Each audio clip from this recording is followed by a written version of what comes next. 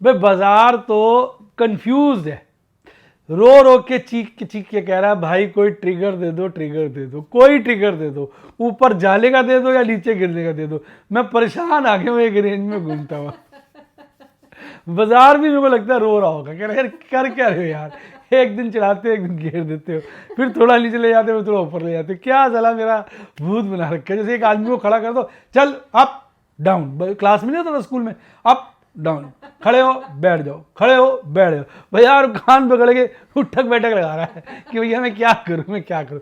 आपका क्या विचार है, बाजार भागेगा या गिरेगा?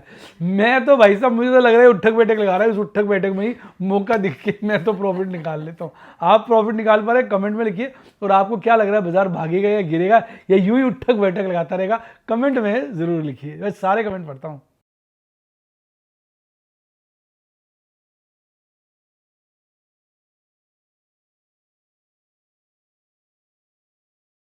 शेयर बाजार बहुत ही खतरनाक जगह है। यहाँ एक भूल ही फाइनेंशियल तबाही के लिए काफी है। मैं केवल एजुकेशनल वीडियोस ही बनाता हूं, मैं कोई बाय सेल रिकमेंडेशन नहीं देता हूं। चर्चा किए गए स्टॉक उदाहरण के लिए हैं और खरीदने या बेचने की कोई रिकमेंडेशन नहीं है। मेरा यह मानना है कि शेयर बाजार में निवेश किसी के कहने पर नहीं करना चाहिए, बल्कि अपने रिस्क एपेटाइट और जानकारी के हिसाब से करना चाहिए। सदा याद रखें, जिसने ली टिप उसकी हुई डिप। शेयर बाजार में निवेश जोखिमों के अधीन है। निवेश करने से पहले सभी संबंधित दस्तावेजों को ध्यान से पढ़ें। हाय गाइस, आपका स्वागत है आपके अपने show MKJ talks on investment इन हिंदी में। कैसे आप भाई? सबसे पहले आपको दिवाली की हार्दिक शुभकामनाएं। हालांकि मैंने अपने YouTube पर सब जगह पोस्ट के द्वारा आपको दिवाली पे, छोटी दिवाली पे, धनतेरस पर, सब पर विश कर दिया था। मैंने कहा भाई 2 दिन बाद वीडियो बना रहे हैं तो एक बार और हो जाए। दिवाली की हार्दिक शुभकामनाएं। भाई आपने दिवाली पे क्या खास किया?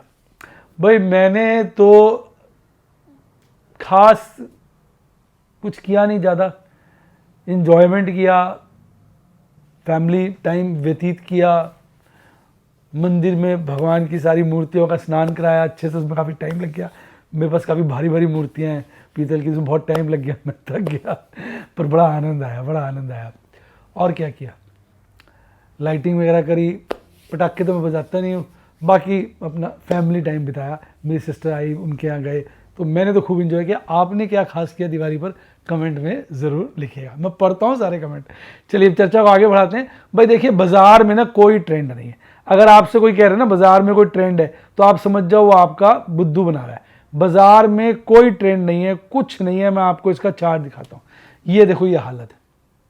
कल दिवाली की ट्रेडिंग थी तो बाजार को ऊपर खोल दिया, देख रहे हैं, गैप कर दिया इतना बड़ा, और ऑलमोस्ट वो वाला गैप फिल हो गया। अब ये हल्का सा गैप इधर बचा हुआ है, यहाँ गैप बचा हुआ है, यहाँ गैप बचा हुआ है, यानी बाजार को थोड़ा सा टिका दिया है। भाई देखो, मेरा जो पोजीशन है आपको याद होगा, मैं बार बार बोलते हूँ, तो 25 के आसपास का लॉस था, मैंने दिखाया था। मेरा वो लॉस काफ़ी रिड्यूस हो गया है, ईमानदारी की बात मैं आपसे कहूँ तो मेरा लॉस काफ़ी रिड्यूस हो गया है, और मैंने आज भी अच्छी खासी प्रॉफिट बुकिंग करी है। मतलब आज की प्रॉफिट बुकिंग में कल की भी दिखाऊंगा, दिवाली पर भी मैंने प्रॉफिट बुकिंग की थी। देखिए अभी मेरा लॉस दिखा रहा है 3,26,000, दूसरे अकाउंट में 50,000 का प्रॉफिट होगा। और आज भी अगर आप देखेंगे, मैंने आज का दिन ठीक ठाक निकाल लिया, आज और कल मिला के। आज और कल का टोटल प्रॉफिट आप देखेंगे 99,216 का है। मैं थोड़ा डरा हूँ, मैं अपना प्रॉफिट बुक कर रहा हूँ। कई मेरे से लोग कहते हैं भाई आप इतनी प्रॉफिट क्यों बुकिंग कर रहे हो, बाजार चढ़ेगा, आपका प्रॉफिट जल्दी निकल रहे हो आप। मैंने कहा ठीक है यार, कुछ कमा के निकल रहे हैं ना, नुकसान तो नहीं कर रहे। अब ये रिलायंस की थी, मैंने 3 लॉट जो है कल स्क्वायर ऑफ किए थे दिवाली पर, इसमें 17,550 का प्रॉफिट होता। बाकी मैंने काम आज किया। टाटा पावर के भी 3 लॉट थे, मैंने स्क्वायर ऑफ कर दिए। 25 पैसे का प्रीमियम बचा हुआ था, अभी नवंबर था, मैंने 18,000, इसमें भी 18,000 के आसपास। बेल का मैंने एक फ्यूचर आज स्क्वायर ऑफ कर दिया, 33,345 रुपये, इसमें भी कमा लिए। टाटा मोटर की मैंने 2 पुट्टे स्क्वायर ऑफ कर दी, इसमें भी करीबन 25,000 के आसपास का प्रॉफिट हो गया। टाटा पावर की मैंने एक और पुट, इसमें तो काफ़ी प्रीमियम था, 80 पैसे का, बाद में तो 60 पैसे हो गया था इसका प्रीमियम। मैंने 55,000 के आसपास इसमें प्रॉफिट कमा लिया। मतलब मेरा ये दिखाने का उद्देश्य ये है कि भैया वैसे तो मेरी ओवरऑल पोजीशन पे लॉस है, लॉस काफ़ी कम हो गया और मैंने इस मंथ भी काफ़ी प्रॉफिट कर लिया है। मैं अपने रिस्क एपेटाइट के साथ रिस्क मैनेज कर रहा हूँ और अपने को बचाता हुआ चल रहा हूँ, क्योंकि मुझे बाजार में कोई ट्रेंड ढंग का नज़र नहीं आ रहा है। बाजार जिस तरह से चल रहा है, कहीं से भी नीचे हो लेता है, कहीं से भी ऊपर ले लेता है। क्योंकि आज की कैंडल ना देखो, अगर आप कल की कैंडल को इग्नोर कर दो तो आज की कैंडल ठीक है, पर कल की कैंडल को कंसीडर करो तो आज की कैंडल ठीक नहीं है। वैसे कई लोगों का ये मानना है, मैं भी कई बार सोचता हूँ, क्योंकि दिवाली पे सब खरीदारी करते हैं तो ऑपरेटर क्या करता है, दिवाली पे बाजार तेज कर देता है, सब ऊपर के रेट पे माल खरीद लेते हैं, अगले दिन गिर देता है। मैं तो एक बात कह रहा हूँ, महंगा बेचने का आसान तरीका है। लेकिन अब आज की कैंडल थोड़ी वीक ही लग रही है ना कल की कैंडल के मुकाबले, तो मेरा ये मानना है कि बाजार में रिस्क मैनेज करके चलें, क्योंकि देखो बड़े दिनों के बाद एक खास बात जो मैंने देखी है ना, लाल हिस्टोग्राम बना। आप देखिए ये करीबन 10 सेशन के बाद बना, आप गिन लीजिए 10 हरे हिस्टोग्राम थे, यानी कहीं ना कहीं MACD चार्ट पर अगर बेरिश क्रॉसओवर था इस दौरान तो वो कमज़ोर हो रहा था, इस दौरान बुलिश क्रॉसओवर था वो मजबूत हो रहा था। आज बड़े दिनों के बाद लाल 10 सेशंस के बाद लाल कैंडल आई है, तो कहीं ना कहीं बुलिश क्रॉसओवर में कमजोरी आई और RSI भी देखो डिप मार गया, 51 के लपेटे में आ गया। तो ये सब बातों को कंसीडर करते हुए मुझे लगता है बाजार में भी कोई ट्रेंड वाली स्थिति नहीं है। हालांकि बाजार झटके से भाग भी सकता है, क्योंकि लोगों को भी समझ नहीं आ रहा क्या करें। अच्छा आप बताओ, ईमान दिल की बात बताओ, आपको क्या लग रहा है, बाजार गिरेगा बढ़ेगा? कमेंट में लिखो, मैं आज गेस कर लूंगा। सबने लिखना है कमेंट में, मैं सारे कमेंट पढ़ता हूँ, आप लिखो कि आपको क्या लगता है, बाजार गिरेगा तो कहाँ तक, बढ़ेगा तो कहाँ तक, कमेंट में लिखो। तो आपका भी देखता हूँ आइडिया कि आप देखो, अगर मार्केट मूड पे आओ तो मार्केट मूड कल हल्का सा गिरा था और आज बेटर हो गया। कल का तो नहीं है, खैर ये फ्राइडे का है, तो हल्का सा इम्प्रूव हुआ है, लेकिन अभी भी फियर बना हुआ है। अब ये देखो, ये स्टैटिक है, ये बढ़ गया, ये हायर साइड पे, ये हायर साइड पे नहीं। अंतर्राष्ट्रीय इंडिकेटर में फिर वही झोल सा है, गिरते हैं फिर वापस रिकवरी लेते हैं, कोई मजेदारी नहीं है। अब FIs को देखो, 1244 करोड़ की कैश सेगमेंट में बिकवाली करी। मतलब ये बात तो आप दिल पे हाथ रख के कहो, कितना समय हो गया, कसम खा के बोलो। आपको याद है FIs ने कब खरीदारी करी? बीच में एक आध दिन थोड़ी सी कर ली, अदरवाइज लगातार माल बेच रहे हैं, लगातार माल बेच रहे हैं। जब तक ये माल बेचते रहेंगे, किस सेक्शन का माल बेच रहे हैं? ज़्यादा माल इनके पास कौन सा होगा? लार्ज कैप होगा, लार्ज कैप चलेंगे नहीं, मारते जा रहे हैं इसको। अब पता नहीं मिड कैप में कितना बेचा है, तो पता तो चलता नहीं। इसके मुकाबले अगर आप DIs देखेंगे तो वो खरीदारी कर रहे हैं, और जिसके चलते 414 करोड़ की आज नेट बिकवाली। हाँ, इंडेक्स फ्यूचर में आज इंप्रूवमेंट है, उन्होंने इंडेक्स फ्यूचर खरीद लिया, पर स्टॉक फ्यूचर हल्के से काट दिए। कुल मिला के 725 करोड़ की नेट बिकवाली करी। अब FIs की अगर इंडेक्स में देखेंगे तो लॉन्ग कोई खास नहीं है, 20 से नीचे, और इसको देखेंगे अगर आप स्टॉक में तो वो भी खासी रीजनेबल है। यानी ओवरऑल FIs काफ़ी हल्के हैं। FIs से उतना डरने वाली बात नहीं, कितना माल बेचेंगे वाली बात है। अब कल बाजार बंद हुआ 15,525 पर, आज खुलता है 19,486 पर, यानी 50 पॉइंट की गैप डाउन। ओपनिंग शुरू में ही भागने की कोशिश करता है, पर 19,500 के लेवल को काट नहीं पाता, शार्प फॉल दिखाता है, बॉटम बनाता है 19,414 का, फिर चढ़ता है, ऐसे घूमता रहता है 19,443 पर, 82 पॉइंट गिरकर 0.42% की गिरावट के साथ बंद होता है। अब मैं आपको थोड़ा इंटरनेशनल मार्केट बताता हूँ, देखो आप समझोगे, आप समझ जाओगे। इंटरनेशनल मार्केट में अगर मैं एशियाई बाजारों की बात करूँ तो कोई ट्रेंड नहीं है। जहाँ एक तरफ चाइना के 2 इंडेक्स लाल थे, 2 हरे थे, 1 लाल था। ताइवान लगभग 1% बढ़कर बंद हुआ, हांगकांग लगभग 1.5% से ऊपर बंद हुआ, कॉस्पी 0.4% गिरकर बंद हुआ, निकाई फ्लैट था, 0.01% की गिरावट के साथ बंद हुआ, ऑस्ट्रेलिया 0.4% की गिरावट के साथ बंद हुआ। तो कोई ट्रेंड आपको एशियाई बाजारों में कॉमन नजर नहीं आएगा। अब मैं आपको यूरोप लेके चलता हूँ, तो यूरोप में आप देखेंगे सारे बाजार हरे हैं। हालांकि हरियाली हल्की फुल्की सी है, एक मिलन है जो 1% से ज़्यादा तेज है, बाकी सब ½ % से नीचे, और यूके ½ % के आसपास तेज है। एक आपका SMI जो स्विट्जरलैंड का है वो 0.08% गिरा हुआ है, यानी ओवरऑल यूरोप एक मिलन के साथ चल रहा है। अब मैं आपको ले चलता हूँ यूएस के बाजारों में। तो यूएस के बाजारों में चारों के चारों यूएस के इंडेक्स, भले डाउ जोन्स हो, S&P 500 हो, नैस्डैक हो, स्मॉल कैप 2000 हो, सब गिरे हुए हैं। स्मॉल कैप 2000 सबसे ज़्यादा गिरा हुआ है, 1% के लपेटे में। कनाडा थोड़ी देर पहले मैंने देखा था लाल था, अब हल्का सा मतलब फ्लैट ही है, 0.01% हरियाली में, बात करते करते लाल हो गया। ब्राजील का बोस्पा 0.36% गिरा हुआ, यानी कहीं कोई ट्रेंड के संकेत नहीं है।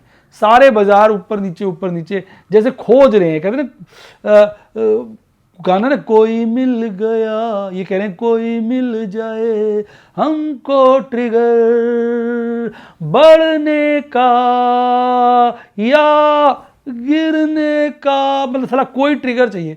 अरे कोई ट्रिगर तो दे दो यार, बाजार भी गिरे, या तो बढ़ जाए या गिर जाए। हम भी थक गए एक ही ऊपर, जैसे किसी आदमी को खड़ा कर दो, चल भी उठक बैठक करते, खड़ा हो बैठ जा, खड़ा हो बैठ जा, पागल हो जाएगा। वो बाजारों की भी हालत है, बाजार खुद बोर हो गए। कोल इंडिया को तो ऐसा लग रहा है इसके नीचे किसी ने कोल लगा के आग लगा दी है, भागता जा रहा है 350 के पास। 1.5 लॉट था, 1 लॉट तो निकल गया, 2000 शेयर पड़े हुए, डबल हो गए होंगे मेरा ख्याल। डबल तो नहीं होंगे, देखो जरा कोल इंडिया के दूसरे मूड में ना हो ना। मेरे को ध्यान नहीं मैंने लिए थे या मैडम ने लिए थे। वैसे बढ़िया माल मैं देखा मैडम के अकाउंट में होता है। खैर टक्कर का मेरे अकाउंट में भी ऐसी बात मैडम की भी है तो कहा था ना इसमें मेरे 200 से नीचे की खरीद होगी, अच्छा खासा बाकी है। आइशर मोटर, हिंडाल्को, M&M आज चढ़ा, BPCL, JSW steel, IndusInd bank भागा। इंडसइंड बैंक में मैंने कल एक काम किया था, मैंने 900 शेयर इसके बेच दिए, 5-5.5 लाख का प्रॉफिट हो गया, 2 फ्यूचर प्लस कर लिए। फ्राइडे को भी मैंने किया था, 1 लॉट बेच दिया था और 1 फ्यूचर प्लस कर लिया। अब देखते हैं इसमें क्या आगे बनता है। गिरने वालों में SBI life, Bajaj finance, Infosys, Apollo, tech Mahindra, HDFC life, Grasim आ गए थे। हालांकि SBI लाइफ में आज बड़ी गिरावट देखने को मिली। साथ में अगर आप देखेंगे तो सभी शेयरों में 1% की लपेटे की गिरावट है। इसको तो हमने डिस्कस कर ही लिया है, ये मैंने आपको डिस्कस कर दिया था ना अभी, वही था। वो थोड़ा बड़ा चार्ट होता है, उसमें सारा पुराना भी आ जाता है। अब 19,443 में बंद हुआ बाजार, तो 19,400 और 19,500 को पकड़ो आप। वीकली एक्सपायरी कल तो बाजार की छुट्टी है, परसों निफ्टी बैंक कटेगा और थर्सडे को निफ्टी 50 कट जाएगा। अब देखो 19,400 पे कॉल राइटिंग कम हुई, पुट राइटिंग बढ़ गई। 19,500 पे कॉल राइटिंग बहुत ज़्यादा बढ़ गई, पुट राइटिंग हल्की बढ़ी। तो अब यही लेवल हो गए ना क्रूशियल, बाजार उसी लपेटे में घूम रहा है, बाकी लेवल्स की खास अहमियत ही नहीं है। मतलब कुछ क्लैरिटी नहीं है, क्लैरिटी ऑफ थॉट जिसे कहते हैं। मंथ वाले में थोड़ा सा फर्क है, अब की बार कॉल राइटिंग 19,500 से बढ़कर 20,000 पे आ गई है।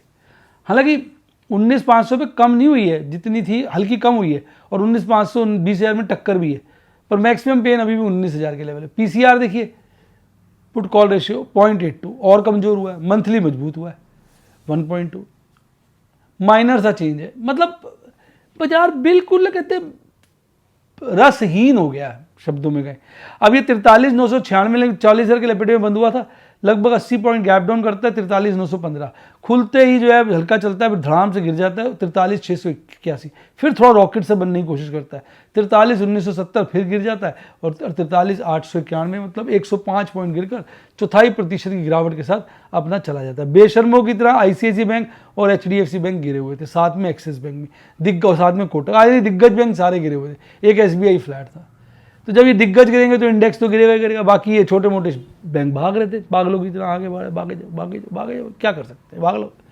अब इसकी कैंडल देखो, अब कहने को तो ये कैंडल क्या तेजी में आई है, इसको कहते हैं तेजी में ऐसी कैंडल आ जाए तो इसको हैंगिंग मैन कहते हैं, जिसमें ऊपर रस्सी होती है, फिर गर्दन होती है, फिर नीचे की बॉडी होती है, यानी लटक गई।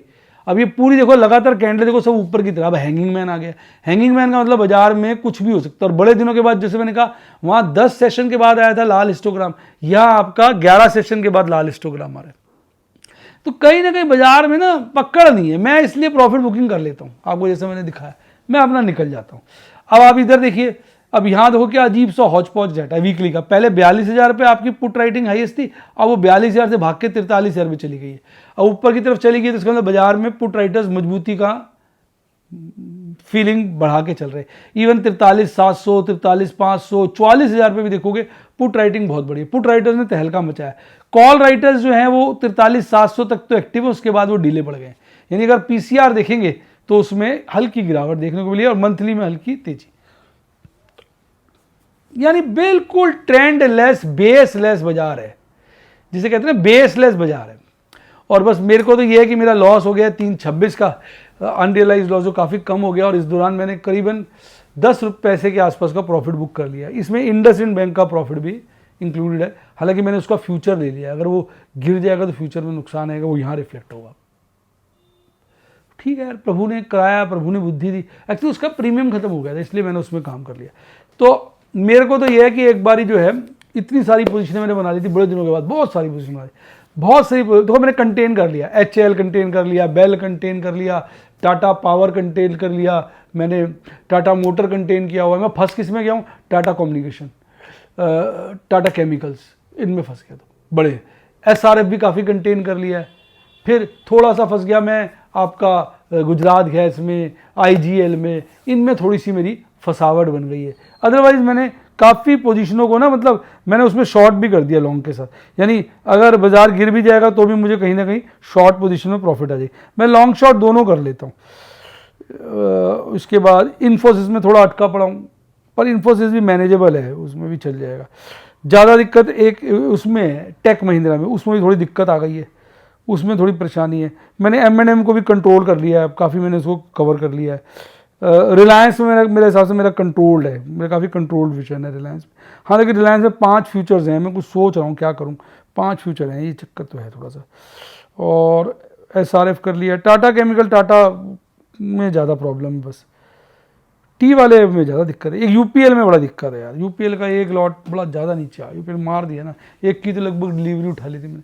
तो इस तरह से पोजीशनें कंट्रोल की हुई है, मौके की तलाश में, जहाँ मिलेगा अपना पोजीशन को सेटल करता चला जाऊँगा। अभी मेरा ध्यान केंद्रित है प्रॉफिट, मेरा बड़ा मन है। देखो बाकी देखो प्रभु के आशीर्वाद से, प्रभु की कृपा से कुछ भी हो सकता है, और उनकी ना इच्छा हो तो कोई पत्ता नहीं हिलता, और आपकी शुभकामनाएं बनी रहे तो प्रभु का आशीर्वाद, प्रभु की कृपा भी बरसने लगती है। तो मेरा टारगेट है यार, किसी एक महीने में 25 पैसे का प्रॉफिट आ जाए। बड़े दिनों से 25 पैसे नहीं कमाए एक महीने के अंदर, थोड़ा मन है। तो अब दिवाली का शुभ मुहूर्त है, शुभ वक्त है, तो मेरा मन है कि 25 पैसे का इसमें आ जाए या दिसंबर में आ जाए, एक बार तो है। आपका क्या ख्याल है? विचार मेरा बुरा तो नहीं, कमेंट में लिखिए आप। तो ये मेरी अपनी कहानी है। तो उम्मीद करता हूँ वीडियो का मजा आएगा। देखो मेरा ऑब्जेक्टिव होता है आपको सब चीज़ें दिखाता हूँ, रिस्क मैनेजमेंट का, यही मैं अपनी वीडियोस और डेमोज द्वारा आपको दिखाने की कोशिश करता हूँ। कैसे मुझे लॉस हो रहा है बता देता हूँ सब कुछ। 25 का लॉस, 26 का लॉस, भाई साहब बड़ा लॉस होता है, पैर के नीचे से ज़मीन निकल जाती है। लेकिन अब वही लॉस आप देखो गिरते गिरते 326 पे आ गया। मैं हटा देता हूँ लॉस वाला सीन, क्योंकि वो माइंड में ना स्ट्रेस डालता है, अच्छी चीज़ें देखनी चाहिए। तो इसलिए देखा, दिमाग में एक तरफ कोने पे कर दिया, प्रभु बचाएंगे। तो कहने का मतलब ये है कि अब वो काफ़ी रिड्यूस हो गया और मैंने प्रॉफिट बुक कर लिया। ओवरऑल तो मैं प्रॉफिट में आ गया, लेकिन पोजीशनें बड़ी खड़ी है ना। अगर भागेगा बाजार तो बड़ा अच्छा प्रॉफिट आता जाता है, गिरता है तो फिर दिक्कत आ जाती है। अब मैं कहते हैं ना जैसे बिल्कुल बाउंड्री वॉल पे खड़ा हूँ, एक तरफ प्रॉफिट है, एक तरफ लॉस है। बाकी प्रभु का आशीर्वाद है, आपकी शुभकामनाएं बनी रहेंगी तो सब चीज़ें ठीक ही चलेगी। तो ये सारी कहानी मैंने आपको सुनाई। अगर आप इन चीज़ों को सीखना चाहें, कैसे मैं रिस्क मैनेजमेंट करता हूँ, कैसे मैं ट्रेड्स लेता हूँ, कैसे मैं जो स्ट्रैटेजीज अपनी लगाता हूँ, मैं क्या करता हूँ, कैसे स्ट्रैटेजीज बनाता हूँ, कैसे लगाता हूँ, सीखने के लिए टिप मैं किसी को नहीं देता। कोई पूछ भी लेता है सर हम भी कर लें काम, मैं कहता ना, ये आप अपने रिस्क एपेटाइट से कम करिए। मेरा ऑब्जेक्टिव है आपको स्टॉक मार्केट की बातें बताना, क्या कॉल है, क्या पुट है, कॉल बेचने से क्या होता है, क्या पुट बेचने से क्या होता है, कॉल खरीदना बेच से क्या होता है, क्यों चीज़ मुझे ठीक नहीं लगती, क्या चीज़ मैं करता हूँ, कैसे फ्यूचर कॉल स्ट्रैटेजी लगा लेता हूँ, कैसे फ्यूचर पुट स्ट्रैटेजी लगाता हूँ, कैसे मार्जिन को मैनेजमेंट करता हूँ। आज बच्चा एक था वो पूछ रहा था सर फंड कैसे मैनेजमेंट करते हो, उसको मैंने सारा ऑल्दो वैसे ही बताता रहता हूँ, मैं उसको फ़ोन पे सारा समझाया कि देखो जब मेरे पास मेरे पोजीशन ख़राब हो जाती है, मैं कैश डाल देता हूँ, प्रॉफिट आता है मैं निकाल लेता हूँ। तो इस तरीके से सारा का सारा फंड मैनेजमेंट कैसे होता है, कैसे प्लेजिंग करता हूँ, तो वो सारी बातें सिखाने का ऑब्जेक्टिव है। आप सीखना चाहें तो व्हाट्सएप के स्टूडेंट बन सकते हैं। फ़ोन नंबर है 7011-323-077 7011-323-077, या यूट्यूब पे मेंबरशिप सेक्शन में जाके बन सकते हैं। हमारी वीडियो क्लासेस भी हैं प्योर, जिनमें हमारे छोटे छोटे कोर्सेज हैं, आप जिसको 15 दिन में, महीने, 1.5 महीने में कवर कर सकते हैं, ऐसे कोर्सेज भी हैं। मेरी टीम को कॉल करिए 7011-323-077 पर। अगर डीमैट अकाउंट खुलवाना तो इसी नंबर पर मेरी टीम को कॉल करिए। इसी के साथ साथ bye, God bless you, happy investing. आप स्टॉक मार्केट के बादशाह बने।